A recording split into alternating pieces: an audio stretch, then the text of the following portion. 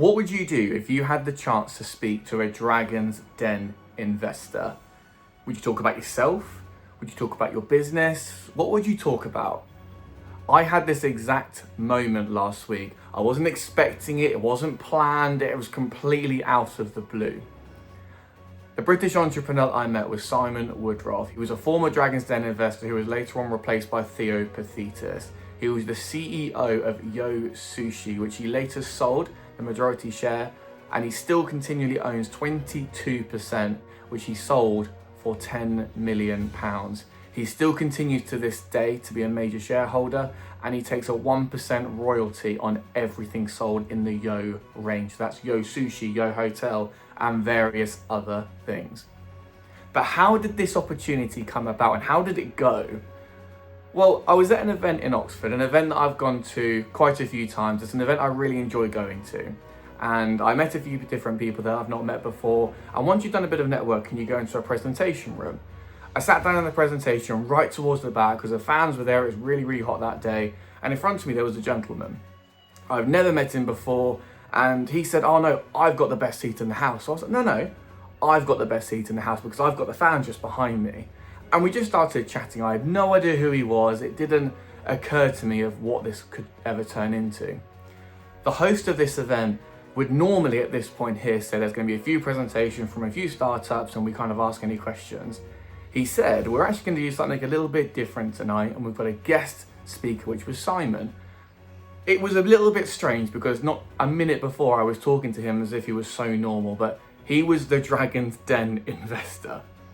Anyway, he stood up and he went to the front, and I was a little bit shocked really that I was just chatting away with him and he was so normal. He was so lovely and so normal.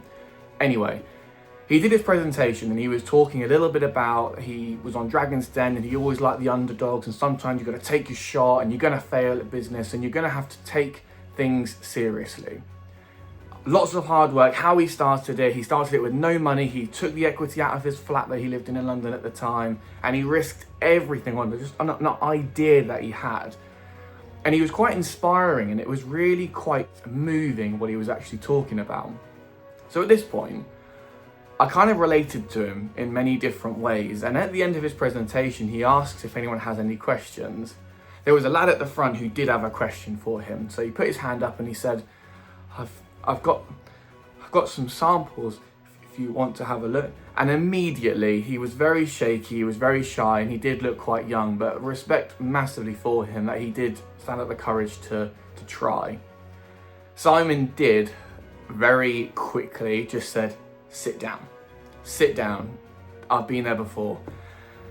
I at this point could relate to him even more, as I've been through a lot of things in business where I get rejected, I've been turned away, I've failed many times, I've done well many times, and I kind of really related to him even more. So I put my hand up, and he even, quite intimidatingly, said to me, stand up and speak. So I stood up. This is the first question I asked him. That's okay. The first one I want to say, I think we can all be in the same room. We all aspire to be people like you. So I think first of all, a round of applause for putting yourself out there and making something successful. Now at this point, I will be honest, there was 150 people in this room. I didn't know really where this conversation was going to go, but I was getting a little bit nervous. But as he inspired me so much, I thought, you know what, I'm going to take my shot. I don't know any of these people. I don't mind doing public speaking anymore. So I thought I had a 3-parter, so I went to part 2. This was part 2. The second thing, you've obviously spoken a lot about the success. My business is on people building it out of failure. How have you built from your worst failure? How did you build yourself out of nothing? That's part 2. Yeah, I mean, look, I'm always on about you've got to fail. Richard Branson always says you know when you fall over, you've got to dust yourself off and get up. And I think to build the muscle of rejection, so that you can be rejected and not think it's about you. You know, and that's about, you know, I remember reading a book years ago. Now I will fast forward this just a little bit. It's quite a long answer. It's a very good and very in-depth answer that he gave. As he was giving this answer though, I felt really compelled by him. I felt really in tune with him. And he always said you have to take your shot, and it takes 7 meetings to get to know someone really well in business. And bearing in mind, he just turned down that chap at the start. He said, sit down. Something just came over me. I don't know what it was, but in the head, I just kind of thought, fuck it. And I walked up, and here's what happened. So that partially answers your question. No, I definitely agree. You said about taking your shot, and about 7 times is when an 7 investor, meetings, 7 yeah. meetings. I'm gonna take my shot. Yeah. My name's Sam Pennycook. Very good. I started a business 3 years ago. Well done. Very good. Yeah, very good. Twice. Very good. Yeah. Started a Very good. successful company. Very good, yeah. All I want from you is a meeting to talk about when you failed, Yeah. so I can then hand it over to my members of how you So succeeded. look, you don't want to set out to fail, but you've got to You're learn going how to. to be resilient and not take. I have 3 rules that I live my right by today. Rule number 1. Completely out of the blue, completely unexpected. He could have told me and just said, turn around, go away. I didn't know. Even now, I'm still quite proud of myself that I did this in front of 150 people, that I really put myself out there, that I could have looked like a complete fool. But there's 2 good things that actually came out of this. Maybe a few more than that, but the highlights of it. He answered my question very, very well, and he answered with quite a few different answers. But the one that I'm gonna really, really remember is to not take things personally.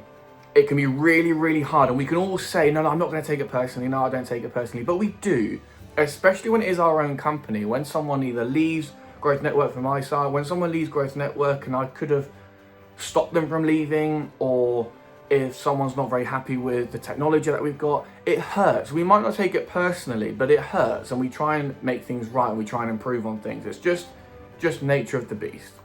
But I thought that was a really compelling message to just not take things seriously. You're gonna hear 1,000 no's, you're gonna meet another 1,000 people, and half of them are gonna say no to you, but you don't know the other half. It was just a really, really good answer and a really compelling message. Anyway, when he finished his presentation, he actually walked back over to me, and bearing in mind he was sat in front of me anyway, which I had no idea, but he came over to me and he shook my hand and he said, very well done, no one has ever done that before. You got to remember as well, if you see in the video, I did give him a business card. I did really put myself out there. He says he's going to remember me. I've also got his book, and I now follow him on social media. I also sent him a message. So what do you think has happened next? We'll have to wait and see, won't you? But before I talk about what actually happened after, the main point of this video, you might find networking's hard. You might find putting yourself out there as really hard. And what I did there was actually really, really hard. I've never done anything like that before. But not a single person in that room made fun of me, laughed at me. What they actually did was they came over at the end when we could all network, and they came over, they shook my hand, they gave me their business cards, they praised me, they said, this is so amazing. So the message I want to portray, especially within my network, within Growth Network Group, and this does probably go for all other networks as well. People are there to support you. People aren't there to put you down, they're there to encourage and inspire you. And if you learn one thing from this video, if you haven't been networking before, or you have and you're a regular and you absolutely love it, just remember what networking is actually all about. Community and growth combined, but with growth at the heart of everything. Back to work anyway. I'll tell you in another video what actually happened after, because what happened after was damn exciting.